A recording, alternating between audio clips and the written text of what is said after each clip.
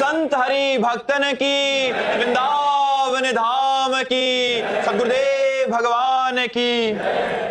आस्था जी, गुरुग्राम। राधे राधे महाराज जी। महाराज जी, जब हम द्वंद्व युद्ध में अपनी इच्छाएं, सपने और माता पिता की तरफ से आपके फर्ज और जिम्मेदारी का हो तो किसे चुनना चाहिए?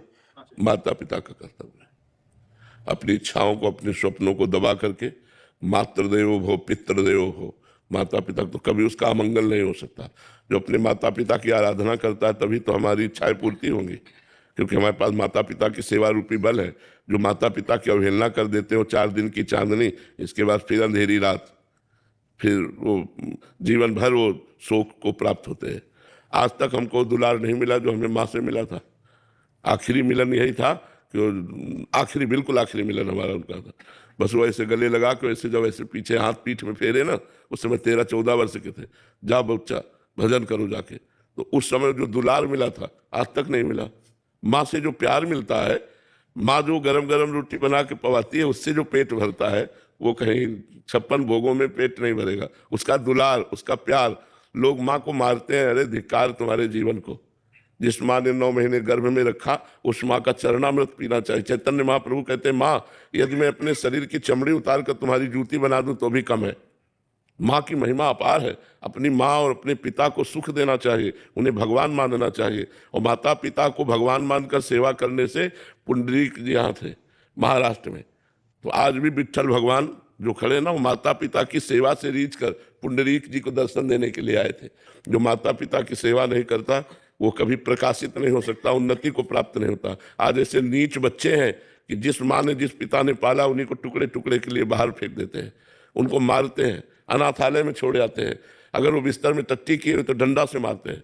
ये बिस्तर में तुम्हारी माँ ने ही तुम्हें साफ करके इतना बड़ा बनाया, और आज उस माँ को सेवा का अवसर पड़ा तो तुम डंडा मारते हो, गाली देते हो, अपमान कर। ये बड़े नीच लोग हैं। ऐसे नरकों में बड़ी दुर्गति होती है जो अपने माता पिता को मारते पीटते। मातृदेवो हो पितृदेवो हो, माता पिता को सुंदर वस्त्र, सुंदर भोजन, औषधि, जब तक उनका शरीर ना पूरा हो जाए तो एक छोटे नौकर की तरह उनकी सेवा करे, फिर देख ले उनका आशीर्वाद।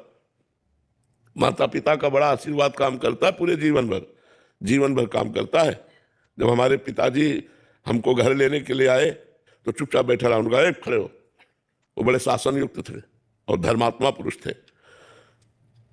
खड़े हो गए, रामचरितमानस सामने रखे हुए थे, हम खड़े हो गए।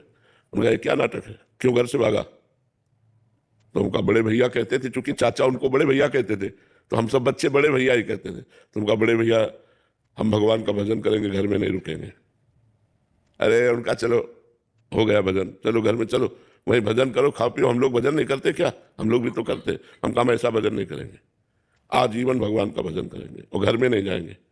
उनका पक्का, उनका पक्का घर में नहीं जाएंगे। तो ऐसे दोनों हाथ से ऐसे छाती से लगाया और कहा राम राम राम, ऐसे 3-4 बार राम राम कहते, पीठी में हाथ फेरा और बोले जाओ, जहां बैठोगे पुष्पों की वर्षा होगी। उनका आशीर्वाद। तो आज गली चलते हैं तो फूलों की वर्षा होती रहती तो वही पिता के वचन, पिता के वचन, पिता का आशीर्वाद। हम माता पिता के आशीर्वाद से ही इस मार्ग में चले, ऐसा मनमानी नहीं चले। और बस बचपन से गुरु की कृपा का आश्रय लेकर, गुरु चरणों का आश्रय लेकर, गुरु जी के दिखाए हुए मार्ग से ही चले। इसलिए हमें लगता है कि अपने मनोरथों को, अपनी कामनाओं को दबाकर अपने माता पिता की इच्छा की पूर्ति करनी चाहिए, उनकी सेवा करनी चाहिए। जिनके माँ है यार, प्यार कर लो, नहीं तरसना पड़ता है पूरी जिंदगी। या तो भगवान और या माँ, दूसरा कोई नहीं। माँ माँ है, वो गुस्सा दिखाएगी लेकिन वो दूध मलाई डाल के लाके पिलाएगी वो प्यार का संसार में है, वो प्यार संसार में थोड़ी जो माँ का प्यार है। ऐसी माँ को लोग मारते हैं।